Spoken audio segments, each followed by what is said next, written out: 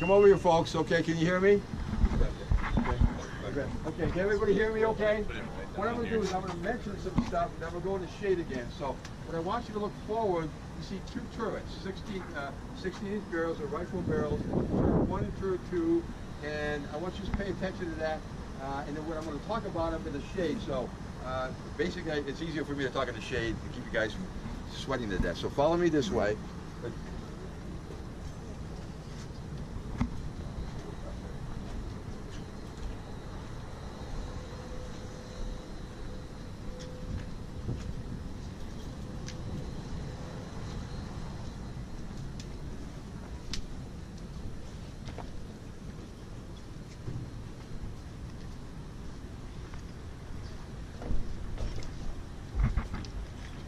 Hang on around here, okay? Yeah, just a little shady. This is right. This is shady. Yeah, gotta get in here of some degree. Okay? As long as it's shady. Yes, we're gonna make you talk. Yeah, just work your way in the hallway or whatever passageway. I stood general quarters in this place quite a bit. Oh, really? Right here, yeah. Okay.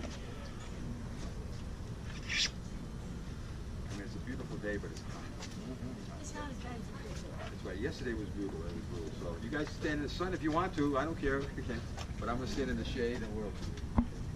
So I'm going to start talking now because you folks can hear me. You guys looked at the two turrets, turret 1 and turret 2. We have 3 turrets on the ship. I told you the ship weighed 58,000 tons. Back in 1944, a destroyer, a Fletcher-class destroyer, weighed 2,500 tons. Well, each turret weighs 2,500 tons. So we technically are floating with 3 destroyers on our main deck. Give you a feel for the weight of those particular destroyers. Now the turrets move about 240 degrees, port to starboard. They don't fire forward or aft. They fire port to starboard. Each barrel fires separately. They are fired from main battery plot, and the towers. It's hard to see, but the tower up there is the one that basically locates the target and move. And they from main battery plot with analog computers move the turret where they need to go and angle the barrels where they need to go. To fire. Each barrel can fire each crew can fire 2 shells in a minute. So every 30 seconds they can load it up and fire. So what's happening is the shells are about 1,600 pounds or 2,200 pounds. They come up hydraulically, flatten out, they push them into the barrel. Then the guys grab 6 110-pound bags of powder, put them in the barrel, ram them in, close the breeching, and they back off about 5 feet. And you saw that black rubber bumper area? That is covering the opening so water doesn't get into it. But also when you fire off a barrel, the barrel...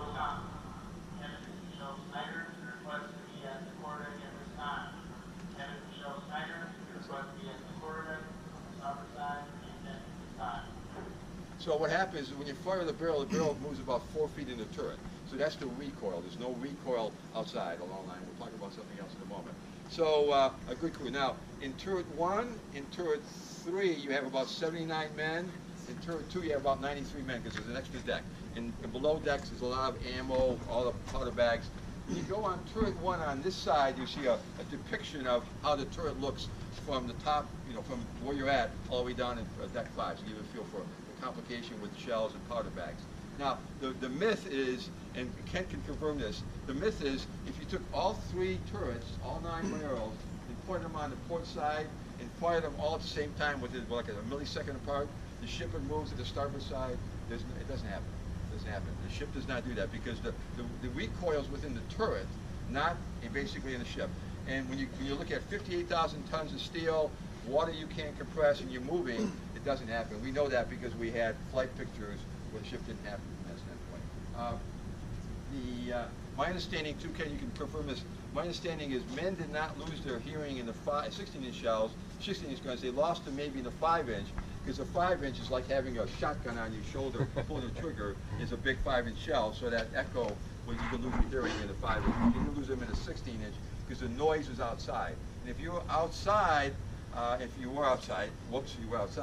you feel a percussion, and you feel maybe your skin would do this, and also it was like a big medicine ball hitting your chest. That would be the percussion from that standpoint. Confirm that from that standpoint. Now, since I have the guy, okay, you talk about that, and those. Go ahead. Tell us your funny story. Well, this is there's 4 of these. These are 5-inch gun mount director stations. These There's one forward, one aft. There's one port and starboard, and they're what command and control basically these 5-inch gun mounts. You see there's 3 mounts on each side, and they were configured to be able to control the guns in different ways depending on what the situation was.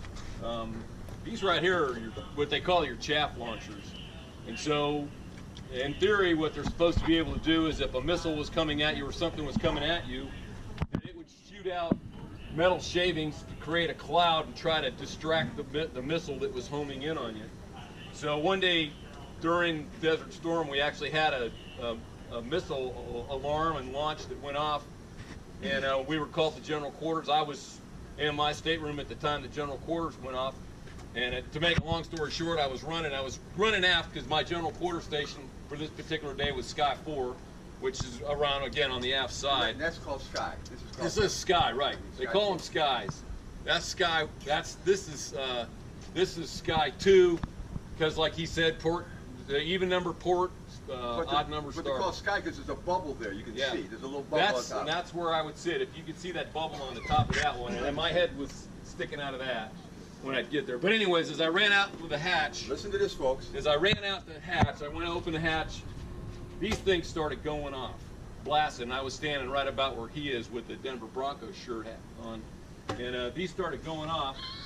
Bam! Making just a huge loud noise, and it starts spraying this metal chaff everywhere.